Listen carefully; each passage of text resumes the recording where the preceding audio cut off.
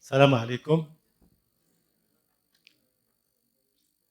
سيداتي سادتي الحضور الكريم، مرحبا بكم في مؤسسة أبو بكر القادري للفكر والثقافة التي تفتتح نشاطها للموسم الحالي باستضافة صديقة عزيزة هي السيدة ريم ياسمين الغراري بمناسبة صدور مؤلفها الثالث باللغة الفرنسية والمعنون Les prophètes à la lumière du Coran et de la Bible، والذي نتمنى أن يصدر قريبا باللغة العربية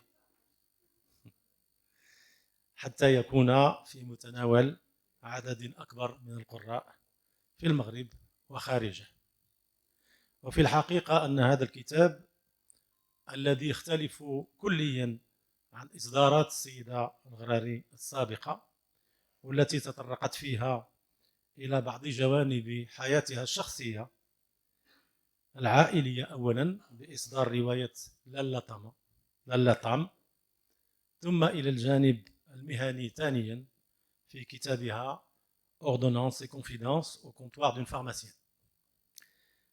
قلت هذا المؤلف الأخير أثار انتباهي بعد أن التقيت بها واستمعت لشروحاتها، وزاد تطلعي لمعرفة الطريقة التي تناولت بها سيدة ليست لها مبدئيا تخصص في الشأن الديني، والوقوف على الدوافع التي جعلتها تتطرق لموضوع تطلب منها لا شك جهدا كبيرا وبحثا عميقا في مختلف المراجع الدينية وغيرها باللغتين العربية والفرنسية، ومثابرة دامت سنوات.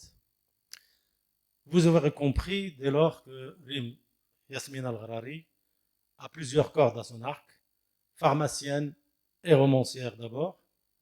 Elle a pris l'habit aujourd'hui non pas de l'historienne ou de la théologienne, mais de la femme de science qui, voulant élargir ses connaissances et portée par ses convictions religieuses et sa passion pour l'écriture, nous a offert un livre intéressant, préfacé par l'écrivain Éric de Kermel, qui nous honore aujourd'hui par sa présence ici avec nous. Pour animer cette rencontre, nous avons sollicité encore une fois un grand connaisseur des thématiques religieuses, un ami de la Fondation, mon ami Abdelrahim Hafidi, qu'on ne présente plus. Politologue, islamologue, consultant, journaliste, animateur de l'émission Islam sur la chaîne France 2, il dialoguera avec Rim Yasmine Gharari à propos de cet ouvrage riche et passionnant. Merci à tous les deux d'être là. Merci à notre cher public pour sa fidélité. Wassalamu alaikum. La parole est à toi, mon cher ami. Bien, quand il faut y aller, Rim. Alors, d'abord, tu me permets, Rim, d'exprimer tout simplement une joie, un plaisir d'être dans un auditoire à 95% composé de femmes. Pourquoi ? Parce que la question a son intérêt. Pourquoi, justement, sur une thématique aussi importante, aussi grave par le sérieux, par la complexité ? Eh bien, parce que je retiens toujours cette phrase du grand poète Aragon, qui lui disait « La femme, c'est l'avenir de l'homme ». Moi, je dirais tout simplement « La femme, c'est l'avenir, point ».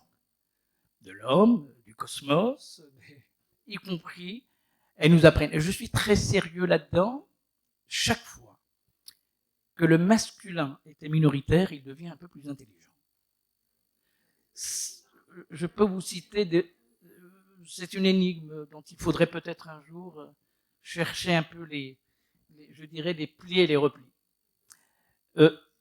Parce que aussi, et là aussi c'est important, c'est une femme qui a osé brillamment, il faut le dire, donc je commence déjà à vous accuser, de commettre un livre où vous parlez des choses qui sont généralement, j'allais dire, l'attribut du genre masculin.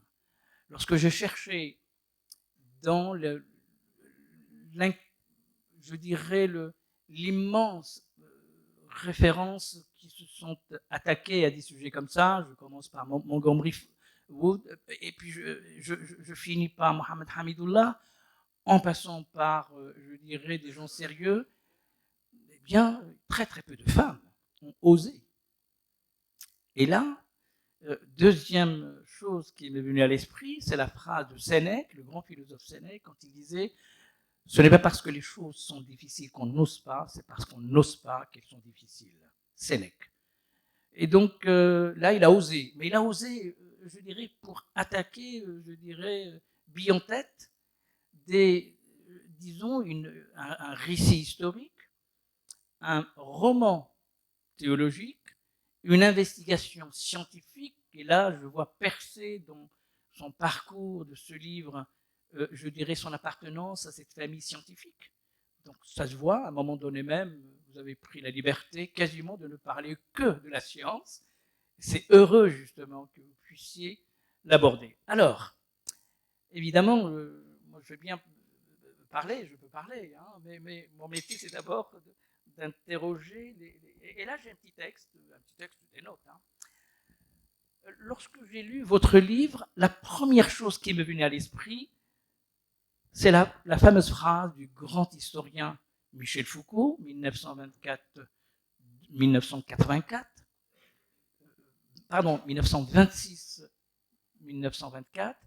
dans son ouvrage qui est devenu une des références majeures pour les historiens, qui s'appelle L'archéologie du savoir.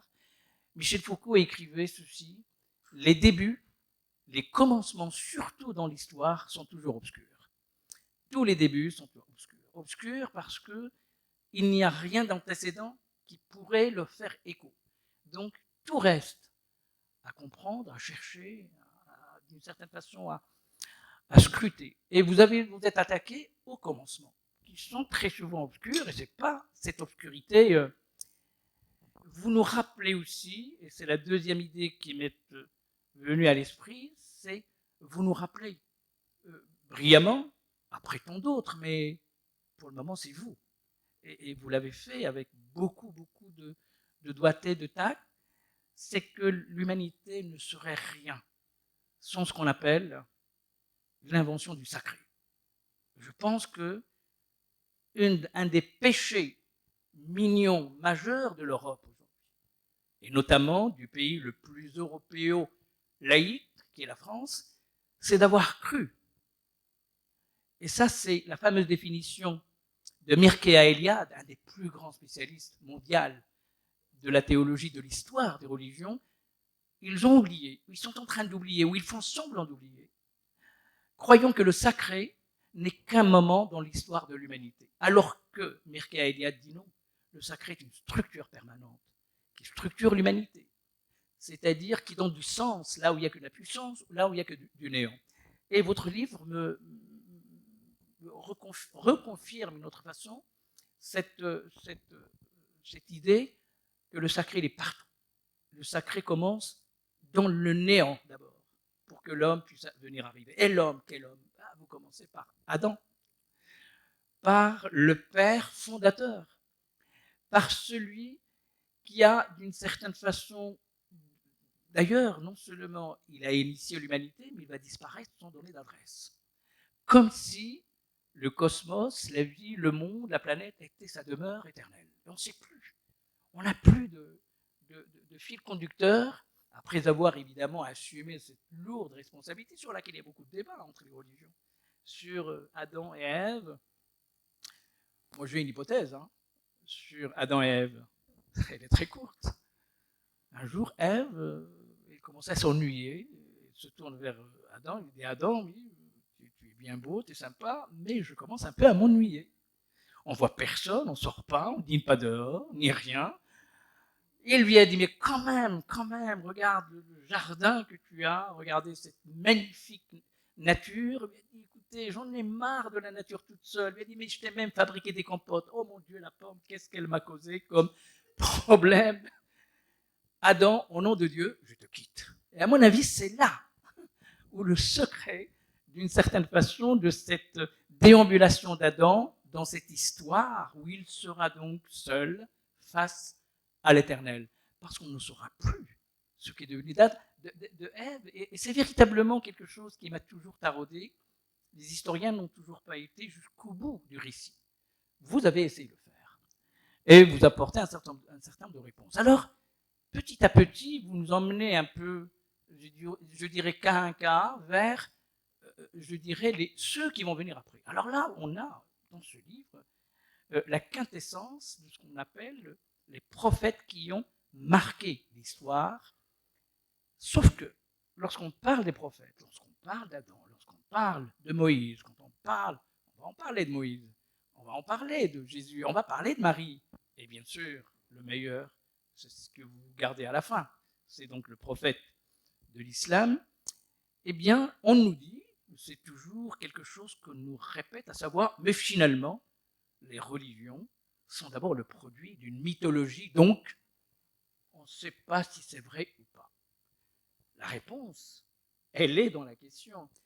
Et Freud alors, la psychanalyse qui est devenue aujourd'hui l'alpha et l'oméga de la modernité. Il n'y a pas un seul branché de Saint-Germain-des-Prés qui ne va pas voir son pied. À tel point que Lacan, un jour, le grand Lacan, l'immense Lacan, qui est un peu le rénovateur de la psychanalyse freudienne, un jour il reçoit la visite, et c'est une histoire vraie, il reçoit une visite d'un des plus grands écrivains, je ne le nommerai pas parce qu'il est décédé. Il est venu le voir, il dit, écoutez, monsieur Lacan, je suis venu vous voir parce que je veux faire une analyse avec vous. Lacan, il était heureux, enchanté, il dit, écoutez, je suis vraiment ravi, je suis très enchanté. Malheureusement, vous imaginez, j'ai un emploi du temps, c'est plein, etc. Je peux vous conseiller un bon psychanalyste qui pourrait vous accompagner, etc. Non, monsieur, c'est vous, je suis venu pour vous. Alors, c'est Lacan, hein.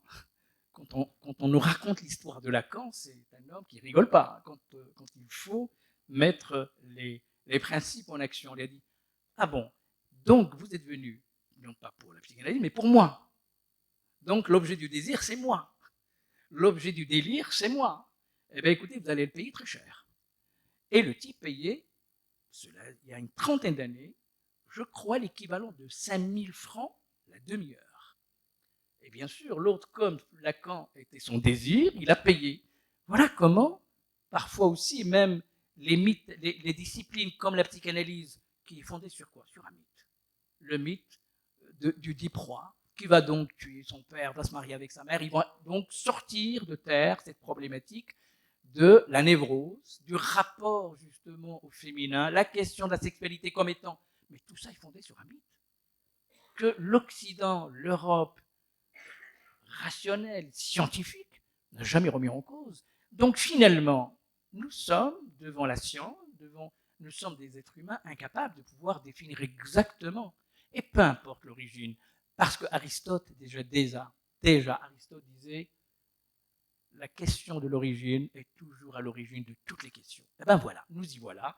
Les origines que vous évoquez, c'est vraiment à l'origine de toutes les questions. Alors dites-moi d'abord, avant d'aller plus loin, qu'est-ce qui vous a motivé? Qu'est-ce que vous êtes venu faire dans cette galère? D'aller donc aller interroger, avec Maestro, moi j'étais absolument, complètement enchanté parce qu'il y a beaucoup de choses que je ne connaissais pas. Et pour cause, parce que c'est 6-7 ans de travail, il faut quand même le dire. Alors pourquoi une femme s'occupe des prophètes? Alors avant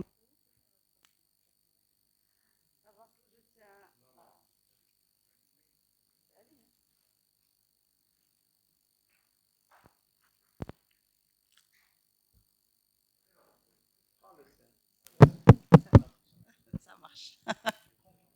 Ça marche.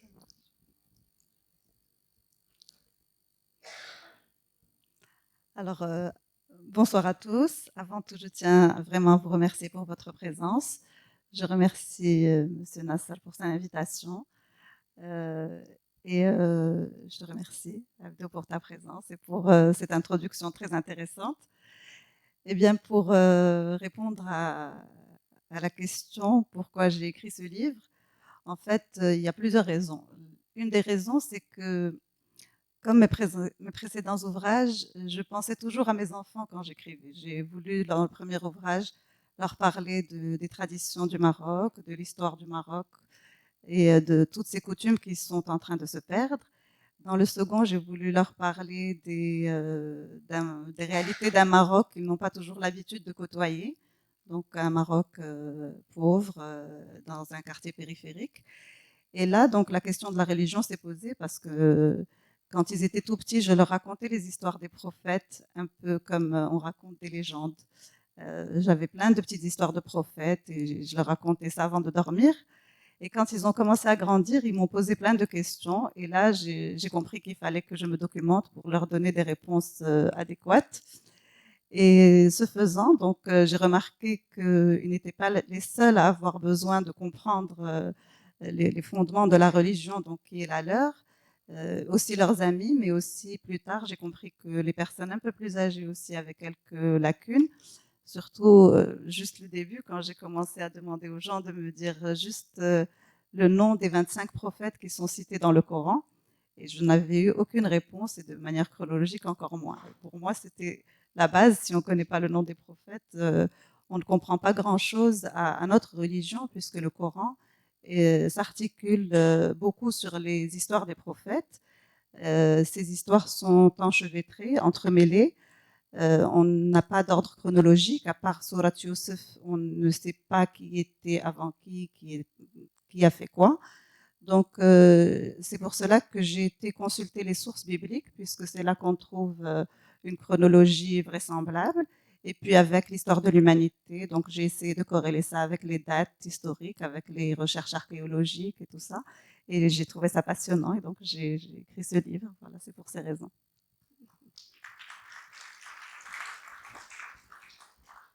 Alors, le commencement, c'est bien sûr le début de l'histoire, en tout cas d'une certaine histoire. Et à la fin, bien sûr, c'est le sceau des prophètes, c'est le sceau, d'une certaine façon, de l'ensemble de l'œuvre prophétique. Comment vous avez vécu ce parcours? Comment vous l'avez, d'abord, comment vous avez choisi? Qu'est-ce qui vous a le plus étonné?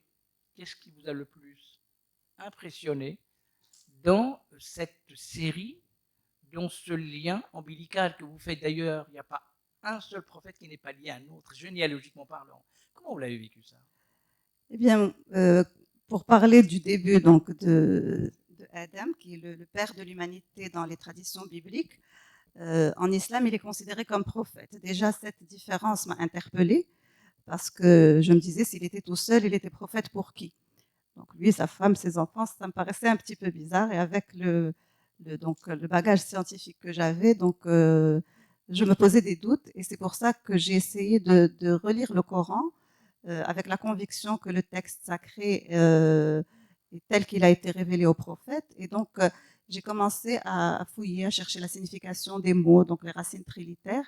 Et à ma grande surprise, j'ai remarqué qu'à aucun moment le Coran ne contredit la science. Et là, c'était la première surprise. Et ensuite, donc, j'ai été fascinée par tous ces prophètes. L'un après l'autre. Donc, quand j'écrivais une des histoires, je vivais avec ce prophète, je pensais à lui matin et soir, je dormais en rêvant de lui. Donc, j'étais vraiment passionnée. Et chaque histoire est pleine de surprises et pleine de miracles. Tous ces miracles, j'ai essayé moi de les interpréter de manière symbolique, de comprendre en quoi ces histoires des prophètes peuvent avoir une importance aujourd'hui par rapport à notre vie moderne. Qu'est-ce que ça peut nous apporter? Parce que ce ne sont pas finalement que des légendes anciennes qui sont à la base d'une jolie morale, mais c'est vraiment des enseignements qui sont très importants pour notre vie quotidienne aujourd'hui. Avec tous nos problèmes, ça reste toujours d'actualité. Alors, moi, arbitrairement, parce qu'il y a toujours un arbitraire quand on veut choisir, je choisis 5. Et pas n'importe lesquels, s'il vous plaît. D'abord, Adam et Ève, Jésus et Marie, et le prophète de l'islam, qui sont les points focaux, disons, de cette aventure prophétique, car l'histoire de ces 5, est-ce qu'on peut qualifier ça de personnages, mais en tout cas de ces personnes, de légendes, je dirais, qui ont marqué de leur empreinte l'histoire de l'humanité, consciemment et inconsciemment, quel est le personnage ou la personnalité ou le prophète avec lequel vous vous êtes retrouvé dans une forme d'interrogation, d'un mystère, celui qui vous a le plus marqué? Ben, vous avez choisi ceux qui m'ont le plus marqué d'emblée, c'est-à-dire Adam et Jésus, c'est ceux qui marquent le plus. Même le Coran fait une liaison entre eux. Et donc, ça, c'est du point de vue du mystère de leur existence. Et bien sûr, le prophète Mohammed sallallahu alayhi wa sallam, qui est notre prophète à nous, et qui, grâce à lui, nous avons le Coran et toute la tradition de notre religion. Donc, vous êtes parti exactement là où j'avais le plus de recherches à faire, le plus de mystères. Et c'était vraiment passionnant parce que le Coran même fait le lien entre Adam et Jésus. Et donc, dans le chapitre sur Adam, j'ai plein d'éléments scientifiques. Donc, j'ai commencé par la création même de l'univers avant l'apparition de l'homme, avec les données de la cosmologie moderne, de l'astrophysique, de l'anthropologie. J'étais vraiment passionnée par toute l'histoire de Adam. Et donc, là, je me suis rendu compte que pour vraiment comprendre l'histoire de Adam, telle qu'elle est décrite dans le Coran, il faut se libérer des croyances, ou plutôt de l'héritage judéo-chrétien que tout le monde a. Donc cette histoire de Adam et Ève qui étaient au paradis, Ève qui est sortie de la côte d'Adam, ils sont tombés du paradis. Tout ça, c'était pour moi un peu invraisemblable. Et donc j'ai essayé de fouiller dans le Coran pour essayer de comprendre un peu mieux cette histoire. Et bien sûr, Jésus, qui est un prophète à part, parce qu'il est la parole de Dieu incarnée, il est un esprit de Dieu, et en même temps prophète. Donc ces trois aspects sont très compliqué à comprendre, on en parlera plus tard si vous voulez. Et puis bon, finalement, Sidna Mohamed, c'est là où on a le plus d'éléments et de références historiques, et sa biographie est passionnante par rapport à l'Arabie pré-islamique, par rapport donc au contexte géopolitique dans lequel il est apparu et tout ça. Alors, évidemment, on ne va pas parler des 25 que vous avez évoqués. J'aimerais savoir, nous aimerions savoir, si vous le permettez, parce que vous n'avez pas du tout esquivé la question des contradictions, des paradoxes, des différences, les lectures, les exégèses entre à la fois le christianisme et l'islam. Là, il y a une vraie question, une vraie interrogation, c'est-à-dire l'ascension, ce qu'on appelle l'éclipse du Christ, alors que, si j'ai bien appris mes leçons, c'est-à-dire, en fait, le Christ serait parti quelque part. C'est pas du tout la vision du christianisme. Là, il y a une coupure totale. Autant, c'est assez intéressant de voir comment Jésus est lié à la femme, Isa ibn Maryam, c'est comme ça qu'il est cité pratiquement tout au long du Coran. Et alors, ce qui est encore plus intéressant, c'est que cette filiation au féminin de Jésus, on était quand même dans un temps arabe, et vous l'écrivez, je pense, où la référence, la filiation, c'était l'homme. Et là, il y a une rupture.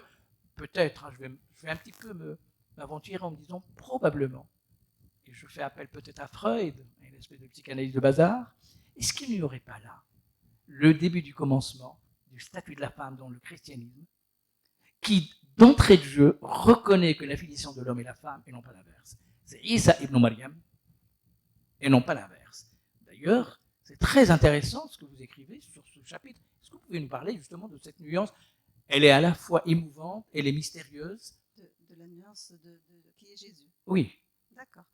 Eh bien, effectivement, donc le chapitre sur Jésus, qui est fils de Maryam, donc qui est toujours donc Jésus qui est toujours lié à sa mère dans le texte coranique. Donc c'est même l'islam qui reconnaît à la femme la filiation. C'est écrit dans le Coran. Donc c'est une révolution par rapport à la société arabe de l'époque. Et en fait, ce qui bon, pour la petite histoire, quand j'ai écrit l'histoire de Jésus, donc en fait, déjà le livre, donc avant qu'il soit publié, donc j'ai eu la chance de pouvoir le présenter à Éric de Kermel, et c'est lui qui m'a mis en contact avec l'éditeur Marc de Smet qui a publié le livre. Au début, il y avait une centaine de pages de plus dans ce livre, donc que l'éditeur a fait enlever parce que il m'avait proposé autrement de faire 2 tomes, et j'ai refusé. Je voulais que ça soit la même histoire de la révélation, Donc, qui a été faite. C'est une révélation qui a été faite à l'humanité. On est dans les lapsus. Exactement. Mais c'est une révolution, bien sûr, révolution des mœurs et tout ça. Et donc, le chapitre sur Jésus était très long. Et donc, on essayait de voir comment on va faire. Et puis un jour, Eric m'a dit, mais ça, c'est dommage, j'aurais bien aimé qu'on fasse un chapitre sur Marie. Et là, c'était comme l'illumination pour moi. J'ai dit, mais c'est exactement ce qu'on doit faire, puisque Marie est citée dans le Coran. C'est la seule qui est citée par son prénom dans le Coran. Il y a une sourate dédiée à Marie, la sourate Maryam, et puis sourate Al-Imran, qui porte le nom de sa famille. Donc, j'ai tout de suite beaucoup aimé cette proposition, et c'est ce qu'on a fait, en précisant que Maryam n'a pas le statut de prophète en islam. Et ce qui est très intéressant, c'est par rapport à sa fonction. Non seulement elle était vierge quand elle est tombée enceinte, quand elle a reçu le souffle divin en elle pour pouvoir porter l'enfant Jésus et le mettre au monde, mais en fait, elle a porté la parole de Dieu. Donc, parce que Jésus est décrit comme une parole de Dieu. Et sa fonction, c'est comparable à celle des prophètes, et en particulier à Sayyidina Mohammed. Son histoire est fascinante, puisque quand elle va pour le mettre au monde, elle a tellement de douleur qu'elle souhaite être morte, oubliée, et que Dieu lui recommande de s'accrocher à un palmier. Et cet enfantement dans la douleur de la parole divine, c'est comparable au moment où le prophète Sayyidina Mohammed a reçu la parole divine, donc sous forme d'un message premier, Iqra, quand il était dans la grotte de Hira, et l'ange Gabriel a dû le soutenir pour qu'il ne tombe pas, parce c'était une souffrance pour lui d'entendre cette parole, et le fait de prendre cette parole et de la transmettre, ça paraît vraiment comme quelque chose de très difficile et très douloureux. Et ensuite, le prophète, donc, il est parti se réfugier auprès de sa femme. Et donc, on compare toujours le prophète, Sayyidina Mohammed, à Maryam. Et j'aimerais vous raconter là quelque chose que j'aime bien, c'est le mime qui est la première lettre de Maryam, de Mohammed et aussi de Moussa. Cette lettre a une très grande valeur symbolique parce que dans son dessin, elle représente le retour sur soi, l'introspection, parce qu'on commence par faire un rond qui se ferme et ce rond représente l'infini. Et une fois qu'on est dans cette dimension infinie, qu'on ne voit plus le début ni la fin, à ce moment-là, on peut accueillir la parole divine. Donc, il faut vraiment un exercice de retour sur soi, comme Maryam qui était isolée dans sa cellule, aussi bien que Sidna Mohammed qui était dans la grotte et Moïse qui était tout seul sur le mont Sinaï. Donc, c'est un moment de solitude, de contemplation et de retour sur soi qui permet d'accueillir la parole divine. Une fois qu'on la reçoit, donc dans ce mouvement de mime qui se ferme, on peut à ce moment-là la délivrer. Et le fait de la délivrer, c'est comme l'eau qui s'écoule du haut vers le bas, et le trait du mime va du haut vers le bas. Et la révélation divine s'est faite progressivement. À chaque fois que l'humanité est arrivée à un certain degré de connaissance, de maturité, Dieu lui a envoyé un nouveau prophète pour qu'elle fasse un saut dans la connaissance. Et c'est pour ça que Moïse a une lettre, Moussa, il a un seul M dans son nom, Maryam en a 2, et Sidna Mohammed en a 3. Parce que le mime avec Shidda, ça compte double. Donc c'est vraiment une illustration symbolique de cette mission prophétique qu'ont reçu ces 3 prophètes majeurs, donc bien sûr Marie. Et dans le Coran, on remarque que Maryam est comparée à Haroun. Et je l'ai écrit dans le livre, il y a un moment où les gens l'appellent sœur de Haroun, alors que elle n'était pas la sœur de Haroun, mais Haroun et Moussa avaient une sœur qui s'appelait Maryam. Et c'est la même fonction importante de celle qui porte ce prénom de Marie, de Maryam, qui a accompagné, donc c'est elle qui avait surveillé le couffin de Moïse lorsqu'il était porté par les eaux du Nil jusqu'au palais de Pharaon, et c'est grâce à elle que Moïse retournait chez sa mère. Donc toutes ces correspondances, moi, m'ont fascinée en travaillant sur ce. Alors, il y a un passage qui m'a absolument interpellé, marqué. J'ai trouvé un des moments les plus forts dans ce récit autour de Jésus et Marie, lorsque Marie accouche, et personne n'a vu son mec. On ne sait pas où il est, on ne sait pas qui. Elle sort, elle quitte son domicile sous évidemment les colibés, parce qu'elle a été quand même dénoncée. Et alors là, celui qui va la sauver, c'est Jésus, son fils. C'est-à-dire que Jésus, c'est lui qui va donner la légitimité à la maman d'avoir un enfant sans qu'on connaisse exactement parce que le rôle du père et ça, à ce moment-là. C'est une très belle histoire, encore une fois, qui montre à l'évidence que le statut de la femme, en tout cas la vision une vision christique qu'a le christianisme de façon générale de la femme, je pense qu'il y a là quelque chose à comprendre dans l'itinéraire de la femme, dans cette tradition. Deuxième observation, qui est connue de tous les musulmans et les non-musulmans, c'est Jésus, il est appelé Isa ibn Maryam, par sa filiation maternelle, alors que les catholiques, les chrétiens de façon générale, ils appellent Jésus fils de Dieu. Et là, c'est la coupure, c'est la rupture avec la généalogie religieuse. L'islam ne reconnaît pas le pater, je dirais, de Dieu. Et là, il va y avoir une bifurcation. Comment vous l'avez résolu, cette bifurcation? Je n'ai rien résolu, en fait. Je suis partie, justement, chercher dans le christianisme, dans l'histoire du christianisme. Au début, d'abord, il ne s'agissait pas de chrétiens, puisque le christianisme a été inventé, disons, après la mort de Jésus. Et du temps de Jésus, donc il y avait ce qu'on appelle les judéo-chrétiens, et puis les premiers chrétiens ne parlaient pas de Jésus, fils de Dieu. Il y a eu beaucoup de batailles sémantiques et aussi physiques entre les chrétiens pour essayer de comprendre qui est Jésus, parce que Jésus est un mystère. Et jusqu'en 325, les batailles entre les différents clans étaient sanglantes. Et Arius, qui était un très grand patriarche, donc lui n'a jamais dit que Jésus était fils de Dieu. En fait, c'est des dérives de mots. Il ne faut pas oublier qu'on est sous l'Empire romain aussi, et que dans l'Empire romain, dans la mythologie romaine, il y a des dieux, moitié homme, moitié Dieu, des hommes, fils de Dieu. Donc c'était peut-être aussi pour contrer cette idée, pour aller à l'encontre de la mythologie romaine. Et donc, cette histoire des premiers siècles du christianisme est passionnante. Donc aujourd'hui, il faut vraiment être prudent dans la façon dont on juge ce qu'on appelle la Trinité, parce que ce n'est pas un trithéisme. Il ne s'agit pas d'une association d'autres divinités avec Dieu. Les chrétiens sont monothéistes, tout comme nous. Et justement, ce mystère de la Trinité, j'étais en train de lire le Coran il y a 2 jours, et ça m'a sauté aux yeux que c'est écrit dans Surat al-Ma'ida. Il y a un verset qui justement condamne le trithéisme. Il dit il ne faut pas associer à Dieu d'autres divinités, mais il dit Ya ahl al-kitab, bismillah ar-Rahman ar-Rahim, Ya ahl al-kitab, la taqulu ala Allah illa al-haq, innama Isa ibn Maryam, Rasulullah, wa kalimatuhu alqaha ila Maryam, wa ruhun min. C'est ça la Trinité. C'est la dimension du corps, de l'âme et de l'esprit qui est écrite. Mais c'est un mystère qui est très difficile à appréhender. Vous voyez donc. Le mystère aussi, c'est le mystère qui reste toujours entre la conception christique et la conception islamique concernant ce qu'on peut appeler l'ascension de ce prophète. J'étais à la Saint-Sépulcre, à l'église Saint-Sépulcre à Jérusalem. Beaucoup de gens croient que c'est à Beit Lahm, pas du tout, c'est à Jérusalem. Beit Lahm, c'est la nativité.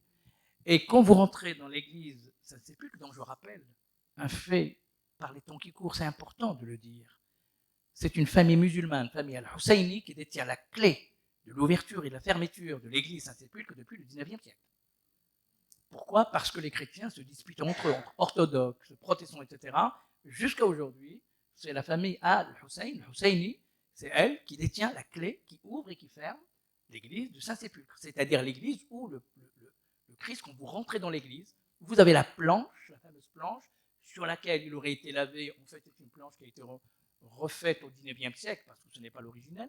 Et puis, vous avez à l'intérieur un espace de lieu où on n'a pas le droit de nous approcher, on a le droit juste de le regarder. À l'intérieur, c'est le lieu où il y aurait eu ce qu'on appelle cette élévation au ciel. L'islam reste extrêmement réticent sur cette vision. Et évidemment, l'islam n'aurait jamais accepté, et ça va de soi dans ce qu'on appelle le fondement même épistémologique de la religion musulmane, car quand le verset dit Lam yalid wa lam yulad wa lam yakun lahu kufuwan ahad, la question, la rupture, elle est là, elle est complètement assumée. Et donc cette lecture que vous faites, vous, en fait, vous avez résolu l'équation en disant ceci: vous donnez à voir et à connaître les versions, et à chacun va se faire sa religion, si j'ose dire. C'est à peu près ça. pas se faire sa religion, mais je pense religion, qu'il son faut, opinion. il faut être ouvert d'esprit et essayer justement de comprendre les dimensions infinies qui peuvent être dans le texte sacré, dans le Coran. Parce que l'ascension peut être suggérée par le texte coranique. Quand on dit ma qataluhu ma salabuhu walakin shubbiha lahum, justement, il n'a pas été tué parce qu'il a été élevé peut-être. Vous comprenez? Donc il y a beaucoup de significations. Il faut juste rester ouvert d'esprit et ne pas oublier que le christianisme est avant tout un monothéisme. Lam yalid wa lam yulad, c'est justement pour ceux qui confondent Dieu et donc Jésus qu'ils appellent le Fils. Mais même cette filiation, c'est une incarnation. En fait, dans la Trinité, il s'agit de 3 hypostases d'un même Dieu. Et là, c'est un peu compliqué. On pourrait peut-être comparer avec les 99 noms que nous avons, nous, pour qualifier Dieu.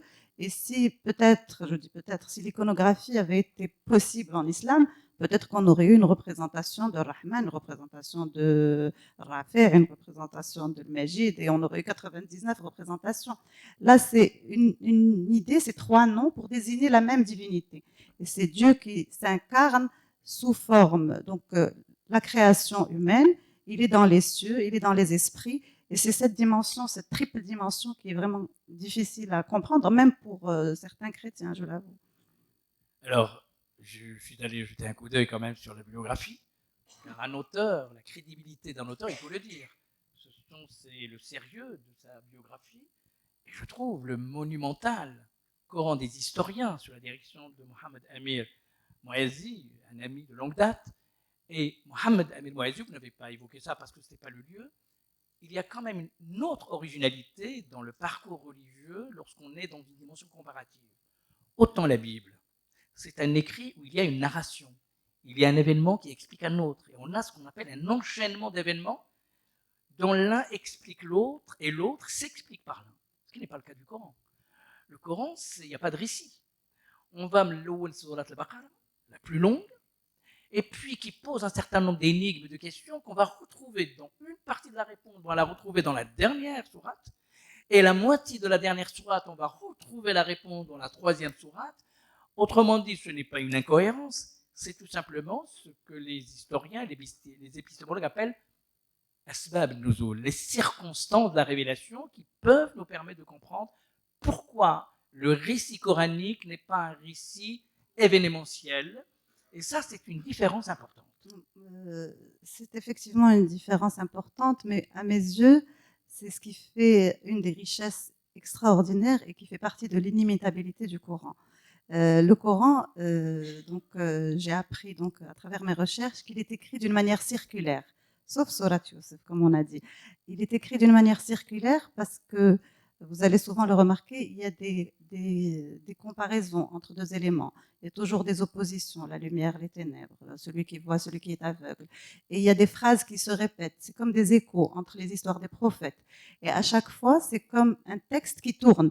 Ce n'est pas un texte linéaire, c'est un texte qui tourne autour d'une idée centrale. Et souvent, il faut retrouver le centre de la sourate pour mieux comprendre de quoi il s'agit. C'est très complexe. Par exemple, dans Sourate al-Kahf, il y a 3 centres dans la même sourate. Donc, c'est pour ça qu'il y a comme 3 histoires, mais il y a 3 centres. Et le centre, le cœur du Coran, c'est l'unicité de Dieu, évidemment. Donc, c'est d'abord l'unicité de Dieu et tout tourne autour de là. Et là, on a une image que moi j'aime bien, puisque j'adore l'astrophysique, c'est l'image de toutes les planètes qui tournent autour d'elles-mêmes, autour d'un centre. C'est l'image des électrons qui tournent autour du noyau. En fait, tout tourne. Et c'est ça que je trouve magnifique dans le texte coranique et qui fait sa beauté, son inimitabilité et peut-être plutôt probablement, certainement, sa source divine. Vous avez raison, mais loin de moi l'idée de rentrer dans une espèce d'un paradigme comparatif. Non, c'est pas ça. C'est que quand je dis que le récit biblique est un récit événementiel qui part d'événements pour finir un autre événement, le Coran n'a pas pris, si j'ose dire, ce cheminement. Mohamed Al-Koun nous en donne une très belle explication. C'est ce que vous venez de dire précisément, mais il le dit autrement. Et il donne un exemple. En disant, on a l'impression que le récit coranique est un récit incohérent. Incohérent non pas dans ce qu'il dit, mais la manière dont il est supposé se poser au lecteur. Or, Mohamed Al-Koun nous dit, à travers ce fameux verset sur les femmes, quand il dit, lisez sur la question d'égalité entre l'homme et la femme. Quand il dit, le Coran le dit, que l'homme peut se épouser 1, 2, 3 et 4. C'est arrêté à 4. Mystère. Et alors, mais il ajoute, le Coran, mais si vous considérez que vous ne pouvez pas être injuste, alors n'en prenez qu'une. Et Mohamed Al-Koun ajoute, il faut avoir un esprit structuraliste pour mieux comprendre le raisonnement coranique, qui est un raisonnement tout à fait cohérent, car il nous dit, vous voulez savoir pourquoi le Coran n'apporte pas la réponse à une question? Parce qu'il dit que la réponse est dans l'ensemble du récit coranique. Et il dit, lorsque le verset coranique affirme que vous n'en prenez qu'une, il dit tout simplement, si vous n'êtes pas, si vous craignez d'être injuste, Mohamed Al-Koun dit, il dit autre, Al-Koun dit,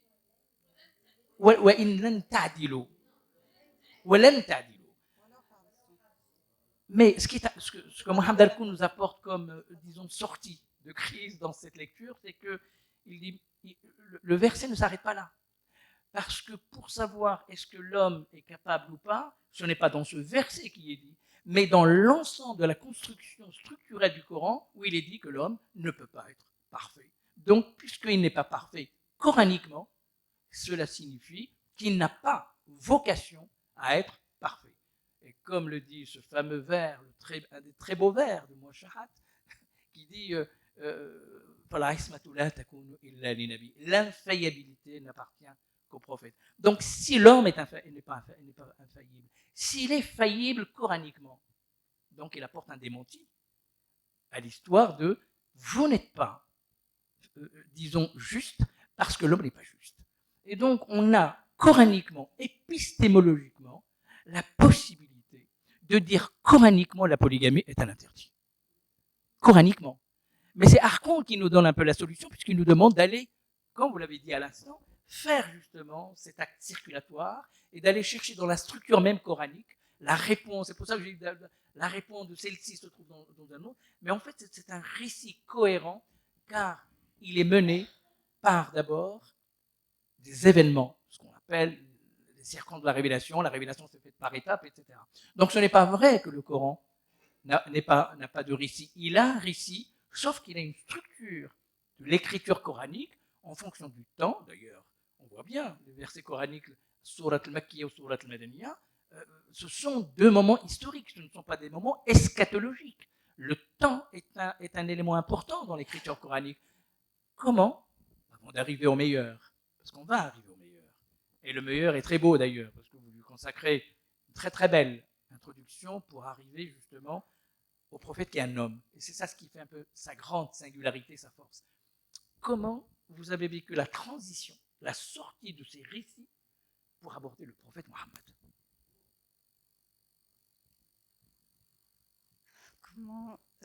Eh bien, comme j'ai abordé tout ça de manière historique, donc j'ai continué tout simplement en suivant le cheminement historique, en essayant de comprendre tous les enjeux politiques, qu'est-ce qui s'est passé pour mieux comprendre justement le récit de la biographie de notre prophète sallallahu alayhi wa sallam.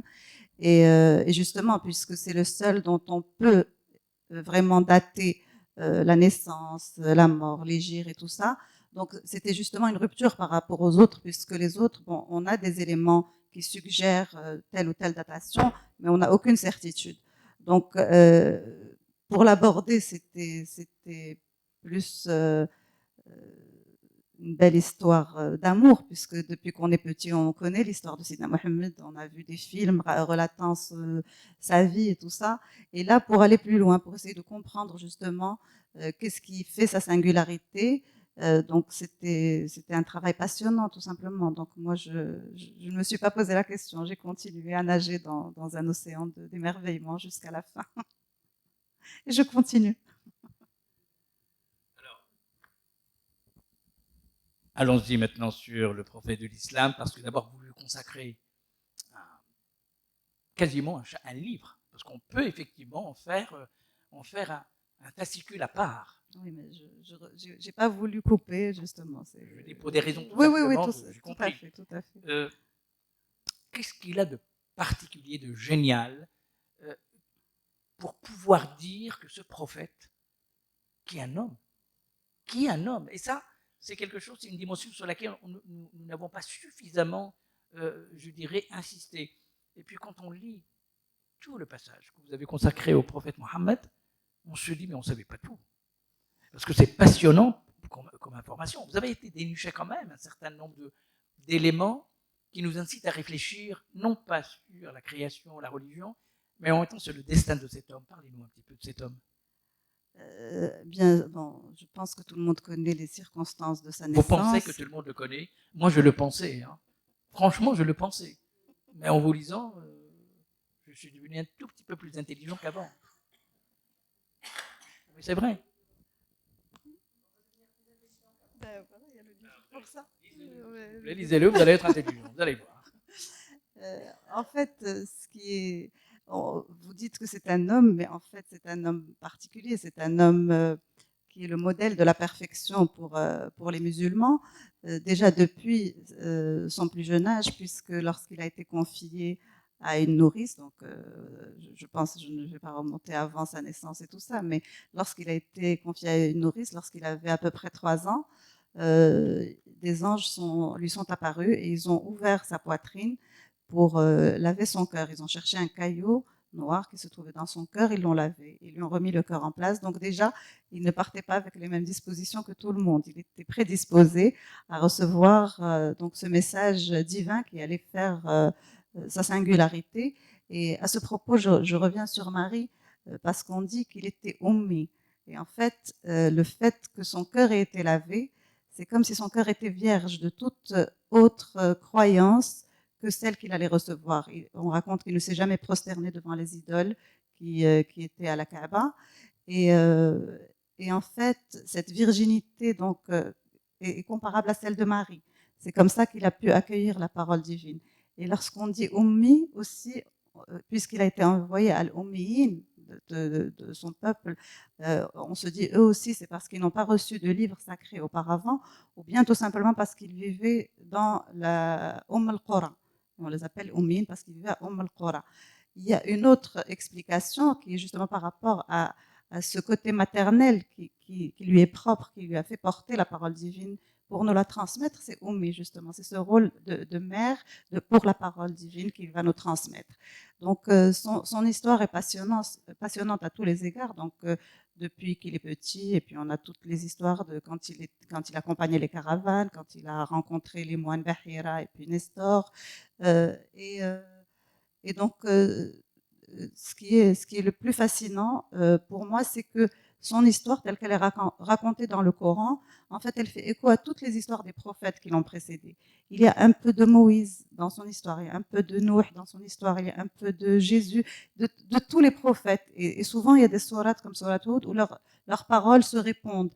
Et en fait, c'est ça qui fait la dimension universelle un petit peu de son message, c'est qu'il regroupe tous les messages qui l'ont précédé et que son message est éternel et que son message d'amour et de fraternité, il continue jusqu'à aujourd'hui si on arrive à l'appliquer et si on suit son modèle et tous les enseignements qu'il nous a donnés. Nous avons vécu en 2015 un événement tragique en France, ce sont les attentats suite à Charlie Hebdo. Charlie Hebdo, dont un canard qui était quasiment clandestin, que personne ne lisait, et on lui a donné une telle popularité alors qu'il ne méritait même pas 3 minutes de silence. Au moment où les frères Kouachi sortaient du siège de Charlie Hebdo, un des deux criait dans sa voiture avec un pistolet « Nous avons vengé le prophète ». Cette phrase est terrifiante. D'abord, est-ce que le prophète a besoin d'avocat? Il n'a pas besoin d'avocat. Personne ne peut venger le prophète. Le prophète n'est pas quelqu'un qu'on venge, quelqu'un qu'on écoute. D'autant plus qu'un Nawawi raconte une belle histoire. Je suis allé la chercher. J'ai même demandé à un islamologue, il était encore parmi nous, mon ami Malek Chebel, à qui je lui demandais la véracité de ce récit. Il m'a dit, j'ai trouvé le même récit. Et Nawawi dit, un matin, le prophète sortait de chez lui pour aller faire sa prière. Le premier jour, il y avait une voisine, une femme, qui le regardait de l'intérieur, et elle le couvrait d'insultes. Premier jour, deuxième jour, troisième jour, et lui, il ne réagissait pas. Le quatrième jour ou le cinquième, il passe, il ne la trouve pas.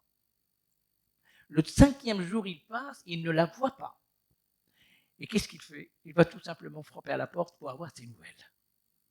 Autrement dit, vous avez beau à m'insulter, c'est pas le problème. La vertu, Mohammed, c'est celui qui est auréolé de la vertu. Comment on peut venger un homme auréolé de la vertu?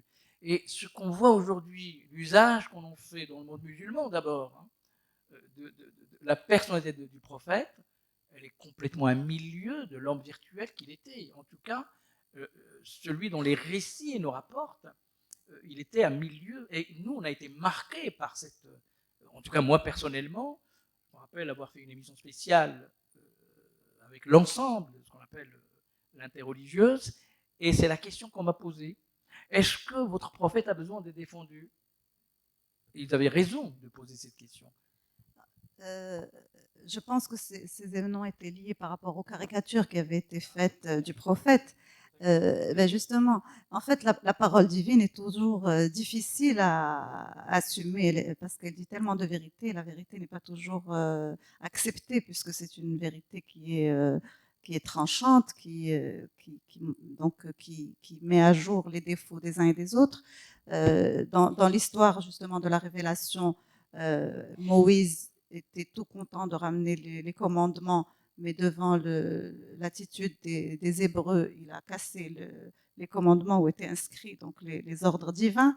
Jésus, qui est lui-même la parole de Dieu, ben on a essayé de le tuer, parce que c'est pas possible d'avoir la parole de Dieu qui circule parmi nous. Ceux qui essayent de brûler le Coran, ils font la même chose. Mais la parole de Dieu, on ne peut pas la tuer. On ne peut ni la brûler, ni la tuer. Elle est toujours là. Elle est partout, elle est dans toute la nature, elle est dans nous.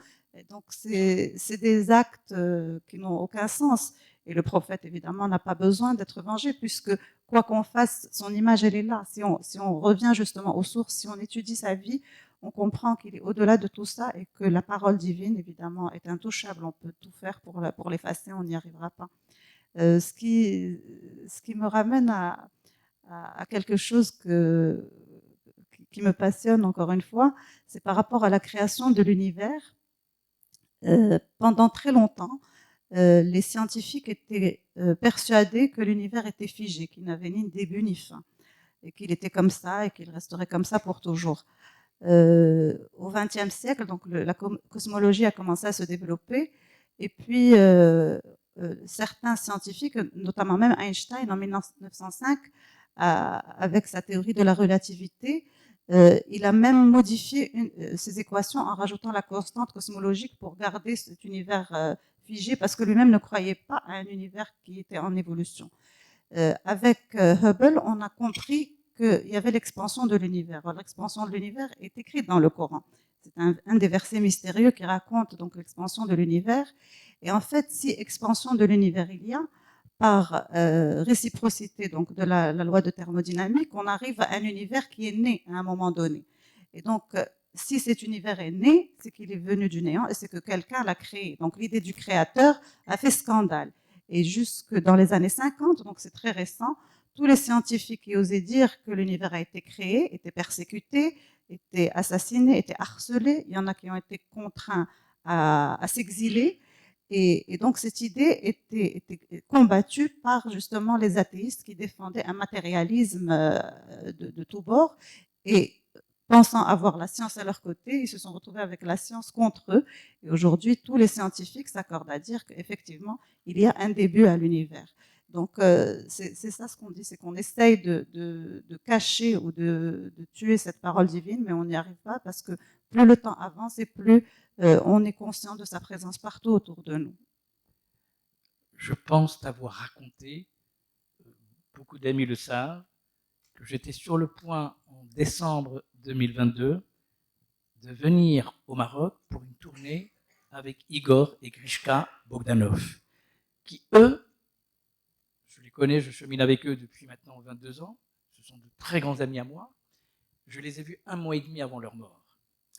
Et j'ai eu ce réflexe incroyable, je crois que je l'ai montré cette vidéo, j'étais avec eux en train de déjeuner avec ma fille, parce que ma fille voulait les rencontrer, et ils m'ont dit « Nous voulons aller au Maroc, à Fès ». J'ai dit « Pourquoi ?» Parce qu'on est en train d'écrire un livre sur l'origine du cosmos, et ils considèrent que la religion musulmane a réfléchi la question de l'existence de façon scientifique. Ils voulaient donc aller plus loin, et j'étais en train de préparer avec eux, c'était le sens de cette rencontre, 3 conférences, une à Fès à l'université euro-méditerranéenne, à Marrakech à l'université de Ben Guerir, et éventuellement à Rabat. D'ailleurs, je commençais à prendre un contact, et c'est Grishka qui est le plus agité, dans le bon sens du terme, me disait, ça fait 10 ans que je lis clandestinement l'histoire du soufisme. Il n'y a que mon frère qui le sait. Et je lui dis alors, et maintenant? Il m'a dit, je suis convaincu qu'il y a quelque chose à dire aujourd'hui sur l'islam comme étant celle qui est la plus proche, justement, de ce que j'appelle le paradigme scientifique concernant la naissance de l'univers. Hélas, le 2 janvier, Igor part, et le 5 janvier, Grishka le rejoint, parce que c'était le Covid, parce qu'ils ne se sont pas vaccinés, parce qu'ils n'étaient pas contre le vaccin, contrairement à ce qu'on a raconté. Parce que moi, j'étais vacciné, et quand je leur ai dit, ils m'ont dit, tu as bien fait, ils m'ont jamais dit, il ne fallait pas le faire. Et ces deux scientifiques, qui sont absolument deux êtres humains exceptionnels, justement avaient l'intention d'écrire un livre précisément sur l'origine du cosmos dans les 3 religions, et ils avaient tout un chapitre sur l'islam. Hélas, nous ne le verrons jamais au Maroc, mais leurs souvenirs, je t'en avais parlé, comment ils étaient passionnés par le soufisme, c'est incroyable. Et personne ne le savait parce qu'ils n'en parlaient à personne.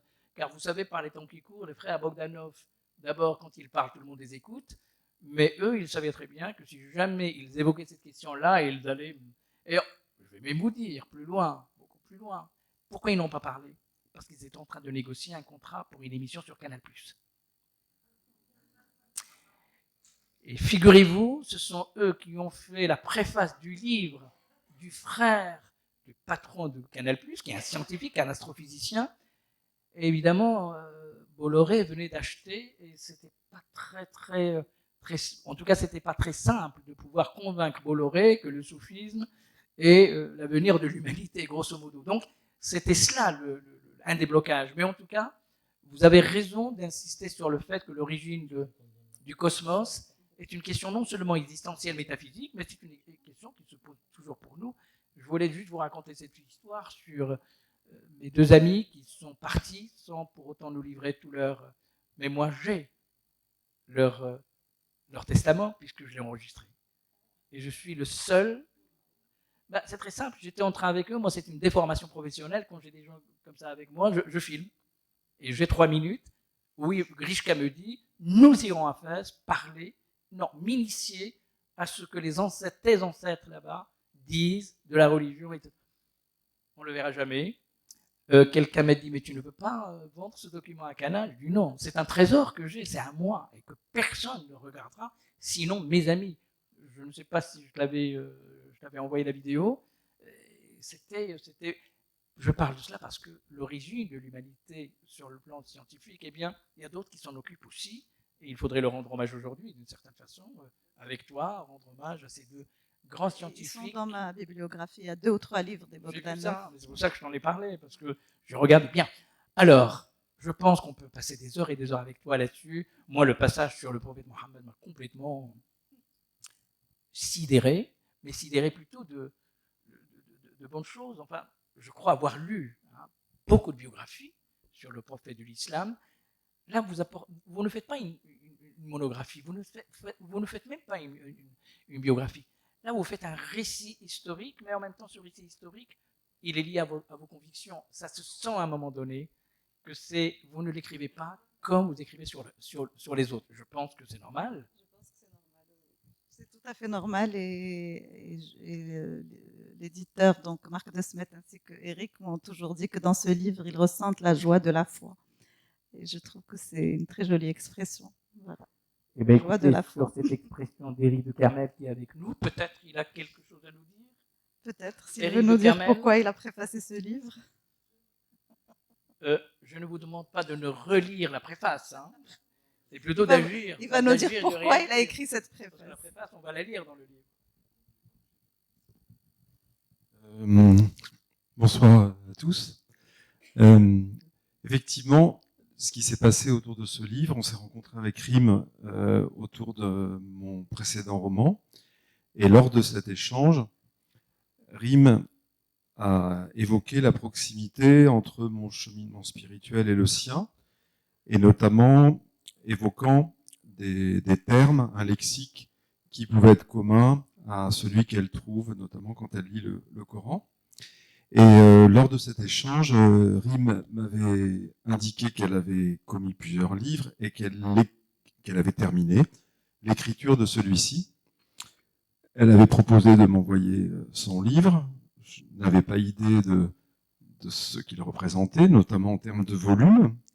Et en réalité, ce que j'ai fait, c'est que quand je suis rentré en France, m'attendait un mail de Rim avec son manuscrit, les 700 pages dont elle parlait tout à l'heure. Et c'était un vendredi. Il se trouve que c'était un week-end où j'avais rien, où j'étais seul. Et donc j'ai ouvert le mail, commencé à lire le texte, et puis je n'ai pas arrêté de lire le texte jusqu'au dimanche soir. Et le dimanche soir, j'ai envoyé un mail à Marc de Smet, dont Rim vous a parlé, qui est un grand homme de l'édition en France, qui a dirigé Albin Michel, qui a embauché Moutapa chez Albin. Et j'ai dit à Marc, écoute, je crois qu'il y a une pépite dans ce livre. Et je pense qu'il faut le publier. Une pépite qui est... D'abord, vous l'avez tous vu ce soir, et puis elle a de nombreux amis dans la salle, une pépite qui est liée à l'autrice. Donc on est effectivement avec un propos de femme. C'est rare, un propos de femme sur ce sujet, et un propos qui est étayé, parce que Rim est pharmacienne, donc elle a fait des études scientifiques, et donc la rigueur de son raisonnement est un élément qui, moi, m'a bluffé. Enfin, je veux dire, c'est structuré, c'est argumenté.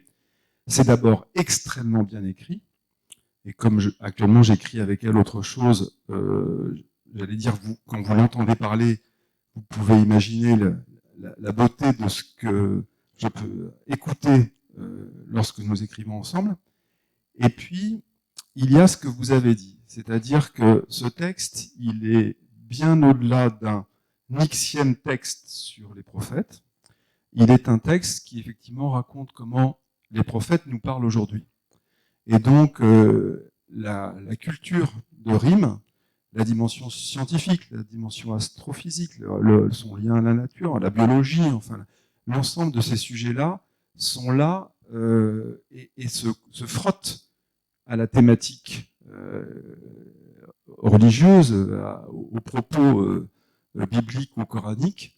Et donc, la richesse, elle vient de cette cohabitation de son propos. Alors, on n'est pas avec un propos par hasard, je veux dire, Rim, la Fatma est là, sa mère, Iqbal, son frère, est là aujourd'hui. Elle vient d'une famille, et elle a été nourrie d'une famille où non seulement le livre, l'érudition, la culture avaient une place majeure, mais c'était pas simplement des enseignements qui étaient reçus tels quels. Je veux dire, son père lui-même était quelqu'un qui prenait pas les choses tout simplement comme elles lui étaient proposées, et les challenger, les questionner, et donc on retrouve la même chose dans la façon de raisonner de Rim. Et donc ce qui m'a touché, ayant par ailleurs moi-même une partie de ma famille qui est marocaine et ayant grandi en partie au Maroc, c'était que j'avais la conviction qu'on avait là un propos qui pouvait être une passerelle, parce qu'effectivement, en rappelant notamment que l'ensemble de ces prophètes, que dans le Coran, on retrouve effectivement des prophètes communs à la Bible et à la Torah, il y a derrière cette recherche ou cette quête, fondamentalement, un principe, enfin je veux dire, c'est plus qu'un principe, il y a quelque chose qui est au cœur de la façon de vivre sa foi de Rim, qui à la fois est une foi joyeuse, mais qui effectivement est une foi qui est portée d'abord par la conviction que l'ensemble des religions, des spiritualités, des différentes traditions, elles ont en commun une proposition d'amour, et que chacune, en fonction de son histoire, du moment où elles ont émergé, si on retrouve les sources, et non pas ce qu'on a parfois fait des sources avec des institutions, si on retrouve les sources, on a là un message qui est commun, notamment à l'ensemble des monothéismes, mais au-delà de l'ensemble des monothéismes. Donc voilà la raison pour laquelle j'étais heureux d'accompagner ce livre. Merci Eric, merci beaucoup. Merci.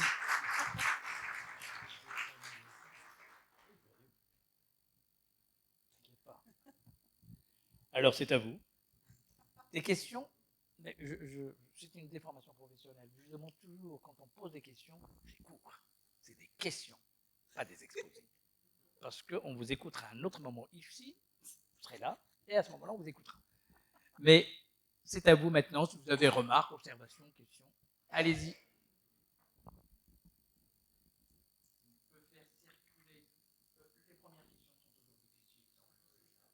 Oui, alors c'est à vous. Allez, pour une fois, un mec va être utile à quelque chose au sein des femmes. Bah, écoutez. Okay. Soyons courageux et scientifiques. Oh, merci. Je n'ai pas lu votre livre, donc j'avoue. Et l'intitulé est Prophète à la lumière du Coran et de la Bible. Et ce qui m'a interpellé, c'est l'histoire que vous avez racontée sur Nbish, on a enlevé le caillou noir. Ça m'a un petit peu interpellé par rapport au titre. Et dans notre culture, on nous a raconté plein du miracle physique par Nabi Mohammed, sallallahu alayhi wa sallam. Mais ces miracles physiques, on n'en trouve aucune trace dans le Coran, qui est la seule source aujourd'hui inchangée dans l'histoire de l'humanité. Et ma question est la suivante. Quand vous avez abordé la recherche pour écrire ce livre, est-ce que vous vous êtes départi de votre culture avant de faire votre recherche et de prendre tous les arguments en vous départissant de votre culture, parce que notre culture peut être un biais à ce qu'on écrit ou à ce qu'on croit comme vrai ou faux? Merci beaucoup pour votre question. Merci. Ah, il faut répondre. En fait, j'ai toujours gardé en tête un petit peu les éléments de notre culture, mais en essayant de garder un œil critique sur tout ça. Et c'est pour ça que je me suis intéressée justement à retourner vers les textes sacrés. L'histoire du cœur qu'on a purifié au prophète, elle peut être suggérée dans Alam nashrah laka sadraka. Ça peut être ça, puisque Tashrih, voilà, tout ça est symbolique. Et en fait, il y a beaucoup de choses qui peuvent être symboliques et en même temps qui aujourd'hui peuvent être interprétées de manière scientifique. On a parlé de l'expansion de l'univers. Dans Surat Dariyat, il y a c'est les filaments galactiques qui sont aujourd'hui très récemment, qui viennent d'être découverts. Donc il y a des choses qui, peut-être il y a 14 siècles, comment ils vont expliquer donc il y avait des explications symboliques, on va en retrouver plein dans les livres, avec de belles histoires. Aujourd'hui, on a des éléments scientifiques qui peuvent le prouver. Là, vous me posez une question, peut-être qu'un jour on va démontrer que c'était vrai, je ne sais pas. Mais je garde toujours cette ouverture d'esprit qui fait qu'on peut toujours lire le Coran avec plusieurs dimensions. Et en fait, ce qui est fantastique avec le Coran, c'est que chaque mot a une infinité de sens. Et moi, quand j'allais chercher un mot, donc la racine trilitaire dans le dictionnaire, j'avais plein de sens qui peuvent même parfois être contradictoires. Et c'est ce qui fait que, en plus de la valeur symbolique des lettres, de la valeur numérique des lettres, tout ça fait que on est devant un texte qui est inspiré par le divin et par l'infini, qui est difficile à appréhender par notre petit esprit de petite créature qui habite une toute petite planète perdue dans un immense univers. Donc, je reste prudente par rapport à tout ça, mais c'est un domaine qui est passionnant et ma curiosité est toujours attisée. Voilà. Une autre question?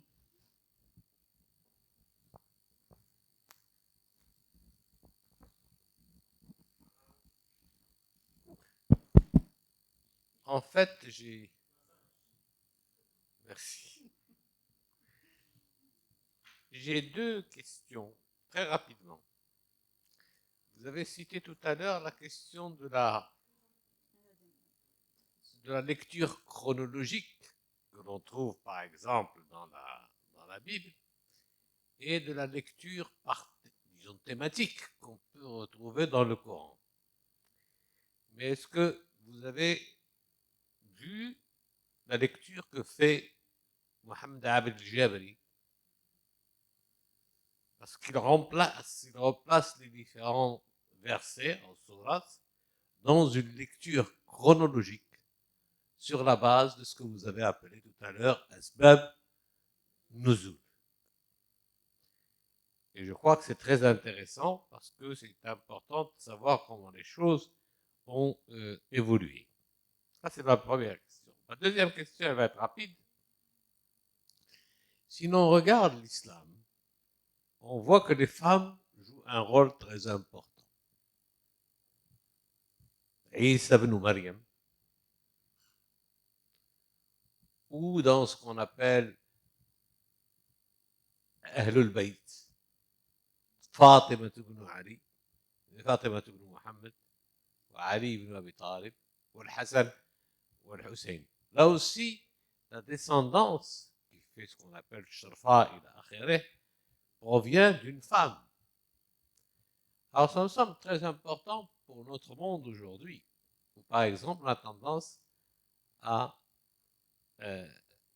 de mettre de côté le rôle de la femme. Et je voudrais savoir ce que vous en pensez. Merci, c'est une question d'agrégation de philosophie. On nous invite donc de répondre à un penseur décisif, hein, oui. Ben, écoutez, pour moi, la chronologie de la révélation coranique est intéressante dans la mesure où elle permet d'expliquer certains versets, mais dans mon esprit, le Coran aurait pu être révélé sans ces circonstances de la révélation. Parce que c'est un texte, et on parle de al-Kitab, qui est un exemplaire céleste qui est auprès de Dieu. Je me dis que ces Asbab al-Nuzul ne sont pas le fait de l'homme qui a obligé, entre guillemets, Dieu à envoyer ce verset, mais c'est plutôt Dieu qui a provoqué des événements dans la société afin de donner un exemple, comme on ferait dans un cours de physique ou de chimie, et après d'en tirer la morale et la leçon. Donc, à la rigueur, c'est intéressant, mais d'un point de vue juste historique. Mais je trouve que la beauté du Coran tel qu'il est aujourd'hui, et c'est écrit dans le Coran en tant que croyante, donc c'est-à-dire l'ordre qui a été voulu par le Seigneur. Et j'avais vu une fois quelque chose d'extraordinaire, c'est que le Coran est le seul texte parmi les textes sacrés que les gens arrivent à apprendre par cœur. Même des petits-enfants, ils arrivent à tout apprendre par cœur. C'est une des spécificités du Coran, justement, qui est due à cette écriture circulaire, à cette beauté de la poésie, des rimes, du lyrisme et tout ça. Donc, je pense qu'il faut garder en tête le Coran exactement comme il est aujourd'hui devant nous. C'est mon point de vue. C'est un point de vue à partir d'un point. Et Abd el-Jabri, c'est aussi un point de vue. Il y a exactement à peu près la même réflexion qui poursuit le travail, la réflexion de Mohammed Abd el-Jabri. C'est le grand philosophe syrien qui nous a quittés il y a quelques années, Mohammed Shahrour, qui est un scientifique comme toi, mais qui a essayé d'approcher justement une lecture épistémologique du Coran à partir de paradigmes scientifiques, mais aussi philosophiques et théologiques. Je pense que Mohammed Shahrour mérite qu'on puisse le faire connaître parce que on a tout fait pour étouffer sa voix. Il n'est plus de ce monde. Je pense que il est aussi dans ma biographie. J'aime beaucoup Mohammed Shahrour. Par rapport à la deuxième question, donc, qui est la filiation par la mère, effectivement, elle est importante, elle était révolutionnaire par rapport à une société patriarcale dans laquelle le Coran a été révélé. Mais au-delà, le fait que le prophète n'ait pas eu de descendant masculin qui ait survécu après lui, c'est comme un peu, on peut faire le parallèle avec Sayyidina Ibrahim, quand il a demandé à Dieu, est-ce que ma descendance va hériter de cette élection auprès de toi? Il y a dit, c'est par les œuvres qu'on peut se réclamer de l'un ou de l'autre. Donc je pense que c'est ça qu'il ne faut pas oublier, parce que celui qui est shrif, c'est celui qui est par ses actes et par ses œuvres avant tout, à mon avis. Encore une fois. Oui, allez-y. Non, non. Je vais marcher un peu. Merci. Vas-y, présente-moi.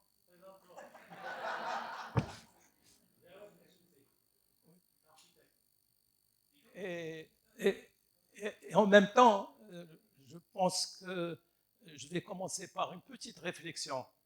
C'est celle qui met chaque fois le Coran dans une sorte de lecture pour avoir la foi. Mais moi, je pars du principe qu'on l'a ou on l'a pas, et elle n'est pas à infirmer ou à confirmer. Et la deuxième question, ça c'est une question que je pose. Pardon?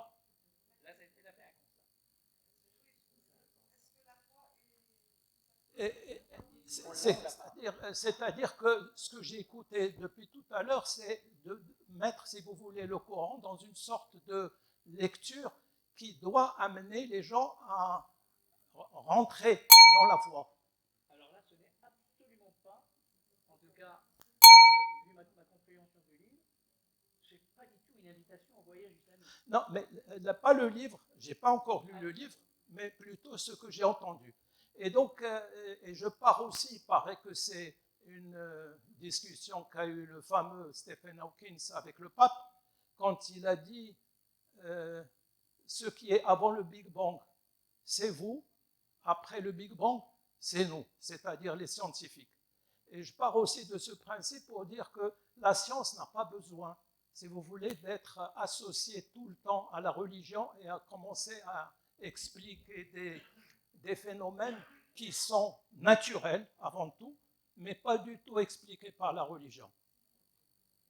Ça, c'est une réflexion. La question que je pose, c'est est-ce qu'il faut vraiment être érudit pour comprendre le fond de notre religion et l'avoir, si vous voulez, avoir la foi la plus profonde possible? Il faut être érudit en arabe. Et j'essaie de comparer aussi ceux qui ne sont pas arabophones et tous les musulmans qui ne sont pas arabes, et comment ils font pour adhérer, si vous voulez, à l'esprit de la religion.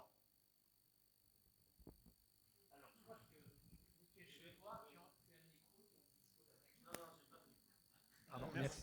Parce que je crois que tu veux poser une question.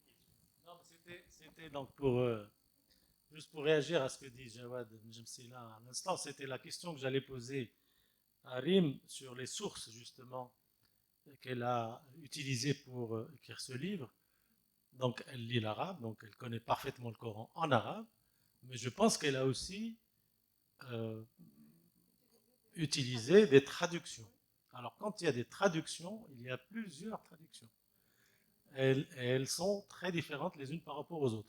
Comment tu as fait, en fait, c'est ça ma question, comment tu as fait pour essayer d'équilibrer, si tu veux, entre le texte originel, donc en arabe, et les différentes traductions du Coran? Parce que si on regarde, disons, les références, pratiquement, si je ne me trompe pas, elles sont toutes en français.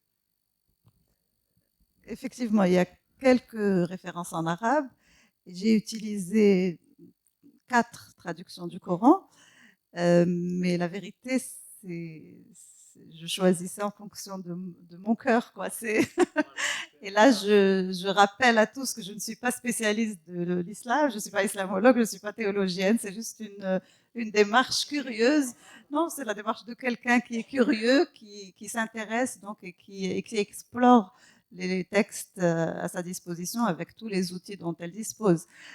Pour revenir à la question de monsieur, évidemment qu'il ne faut pas être érudit pour accueillir le message du Coran, parce qu'il faut juste avoir un cœur pur. Et le Coran, parfois, s'appréhende juste avec l'ouïe. Quand on l'entend, il pénètre le cœur. Vous voyez, donc c'est quelque chose qui dépasse la raison. En fait, la raison n'est pas là pour expliquer la religion et inversement. C'est juste des domaines qui peuvent se compléter et qui permettent donc à quelqu'un qui peut avoir des doutes de cheminer plus sereinement vers l'accomplissement de soi. Quant à Stephen Hawking, ce qu'il a dit au pape, je dirais qu'avant le Big Bang, c'est effectivement de l'affaire de Dieu, puisque les Bogdanov parlent d'un code secret de l'univers qui est fait de nombres purs, mais les scientifiques se sont arrêtés à 10 puissance moins 43 secondes. Le temps zéro, ils ne sont pas réussi à y arriver. Donc 10 puissance moins 43 secondes, c'est le plus loin où ils ont pu arriver. Le reste, donc c'est effectivement du domaine du divin.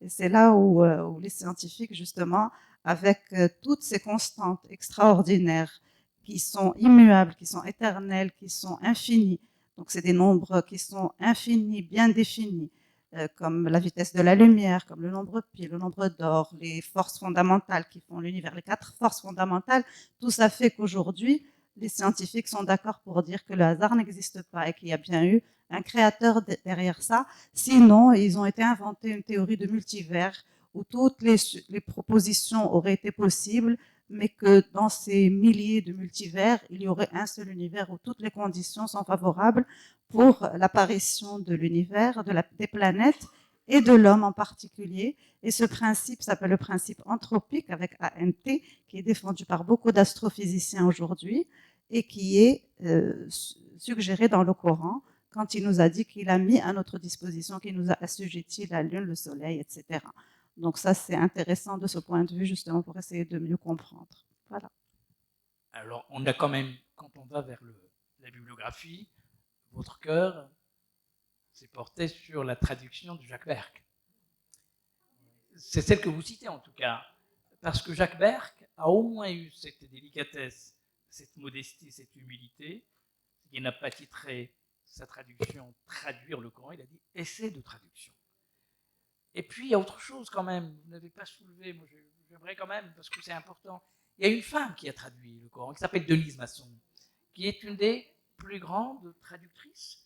En plus, Denise Masson, toute sa vie, c'était le Maroc. Elle roulait en vélo. Et donc, sa traduction, pour moi, c'est une des traductions les plus plausibles. Parce que d'abord, parce qu'elle parlait l'arabe, et surtout l'arabe darija, donc elle a compris aussi, je dirais, les paradigmes linguistiques du Maroc. J'ai une petite faiblesse aussi pour l'immense traduction de Mohamed Hamidullah, qui est d'ailleurs préfacée par Louis Massignon. Et ce qu'elle a de plus que les autres traductions, c'est qu'elle est accompagnée d'un travail exégétique à la marge. C'est-à-dire tous les mots expliqués sont justement explicités selon ce qu'elle a compris. Mais en tout cas, il y a cette aide à mieux comprendre le lexique coranique qui n'est pas toujours facile. Évidemment, Kazimierski, c'est un des premiers qui avait traduit. Vous avez raison, tu as raison de choisir. C'est ma traduction que je lis. Mohamed Hamidullah, moi j'aime bien parce qu'elle est très proche du texte arabe. Et bon, les autres essayent d'utiliser des métaphores. Je suppose qu'en anglais, les traductions seraient meilleures parce que l'anglais est plus riche que le français, mais bon, là, je suis limitée. Et même, en fait, la Bible, donc, qui contient l'Ancien Testament, le Nouveau Testament, je l'ai lu en français. J'avais pas le choix, mais certainement, quand on lit en hébreu ou en araméen, on a une autre dimension du texte sacré qui apparaît. Sauf que certains orientalistes, quand ils veulent parler arabe, c'est de l'hébreu pour eux. Donc c'est pas forcément leur. C'est une immense lacune dans l'orientalisme européen, ce que j'appellerais le néo-orientalisme désorienté, c'est-à-dire ceux. Oui, parce que moi, je les ai tous pratiquement fréquentés et je surprends un jour, hélas, j'étais dans une conférence à Aix-en-Provence, à Sciences Po, Aix-en-Provence, à côté quand même d'un grand spécialiste qui s'appelle Bruno Etienne. Et moi, toute ma vie, j'ai cru que Bruno Etienne est un arabisant, parce qu'il ne prononce pas mal de mots en arabe, etc. Et puis, comme c'est moi qui dirige le débat, enfin, comme ça, je lui fais un petit mot en arabe, pour dire... Non, c'est pas ça, c'est qu'il m'a fusillé du regard. C'est là où j'ai compris que l'orientalisme est vraiment désorienté. Je ne parle même pas d'un autre désorienté qui ne parle pas l'arabe, c'est pas vrai, parce que je l'ai fréquenté pendant 20 ans, qui s'appelle Gilles Capel, qui n'est pas du tout arabisant. Il lit l'arabe, mais comme tu le sais, lire l'arabe, c'est pas du tout la même chose que quand vous lisez des textes de fond, pour lesquels il vous faut tout un lexique, toute une culture, je dirais toute une mémoire, parce que la lecture, c'est aussi une question de mémoire. Ça nous rappelle ce que nous avons entendu et comment nous l'avons compris. Donc, nous avons un vrai problème aujourd'hui, un défi. Il faudrait que les Marocains, comme moi, puissent commencer un peu à s'intéresser aux orientalistes allemands. Ce sont les meilleurs. Ce sont les meilleurs. Ce sont ceux qui sont allés au bout de leur réflexion. Ça ne veut pas dire qu'on n'a pas... On a eu une école orientaliste en France. On a eu vraiment de très très grands esprits. Sauf qu'aujourd'hui, nous avons un néo-orientalisme qui va donc s'inscrire dans un paradigme politique. L'islam sera vu uniquement sous l'optique du politique, de la géopolitique. On a oublié que l'essence de l'orientalisme, c'est d'abord comprendre la profondeur, à la fois textuelle, disons historique, spirituelle, etc. C'est une mode qui est en train de partir. J'espère que la nouvelle génération, parce qu'on a une nouvelle génération d'orientalistes, de jeunes orientalistes français, qui est en train de pointer du nez. J'espère que j'aurai le temps, dans 20-30 ans, de pouvoir les lire. Kizwawi. Shukran. C'est juste à propos des orientalistes. Quelques mois, même quelques semaines avant son décès, Jacques Berck était venu présenter ici à la fondation Abdelrahim Bouhabid, juste à côté, la traduction du Coran, enfin, le Coran. L'essai de traduction. Ben, pendant 2 heures, il n'a pas prononcé un mot d'arabe. Et pourtant, dans la salle, moi j'ai souvenir de la présence de Steve Al-Qadiri, qui était là au premier rang, très attentif, et qui s'attendait à ce que Jacques Berck, qui a traduit le Coran, qui a passé 20 ans de sa vie à réfléchir sur ça, ait cette politesse de parler, sachant évidemment. Alors, j'ai souvenir également, juste après, à la fin de la conférence, par politesse, Steve Bouker a dû se retirer. Bon, parce que bon, il participait. Il comprenait un peu le français, mais il aurait tellement souhaité. Et c'est pas Nassar qui va me contredire. Alors moi, ma question, moi ça c'est juste venu après ta remarque. Là, j'ai une question très simple sur la bibliographie. Tu vois, il y a cité le Coran des historiens. D'accord, cette œuvre monumentale qui a de 3000 à 4000 pages, qui a les plus grands savants érudits à travers le monde, allemands, anglais, etc., américains, français et tout. Donc tu as parlé tout à l'heure. Alors, moi, ma question est simple. En quoi la lecture du Coran des historiens t'a interpellé, t'a servi, t'a aidé, t'a nourri ta problématique, ni plus ni moins? Eh bien, j'ai trouvé ce Coran des historiens très passionnant, surtout le premier tome qui est justement historique, purement historique.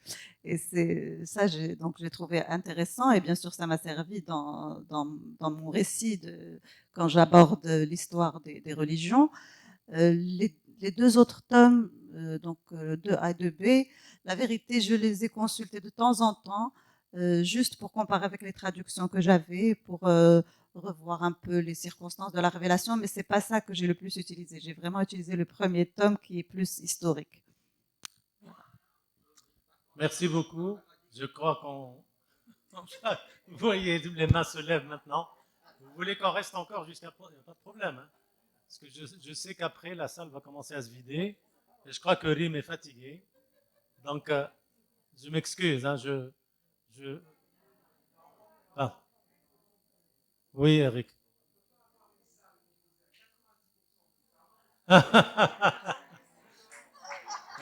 alors Eric, par quelle dame on va commencer alors, tu vois? Bon, c'est celle que j'ai vue en premier. Oui. Une femme qui termine. Il y en a au moins 2 ou 3 qui ont levé la main. Bon.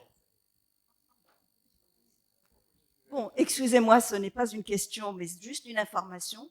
Je ne sais pas si vous avez lu la traduction de Mohamed Chiadmi, qui est un Marocain qui est parfaitement arabophone et francophone, un homme avec un savoir extraordinaire, qui est décédé, Allah yarhamou, mais je trouve sa traduction extraordinaire parce qu'il connaît parfaitement l'arabe, il a une maîtrise extraordinaire de la langue française, et Sa Majesté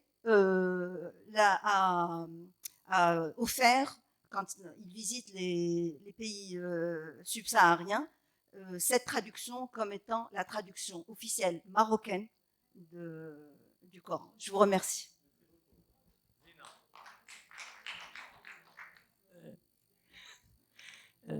J'ai pas de questions. En fait, j'en ai une tonne, mais après, en aparté. En tête à tête. Alors, ce que je voulais dire, c'est que j'ai lu ton livre en 48 heures.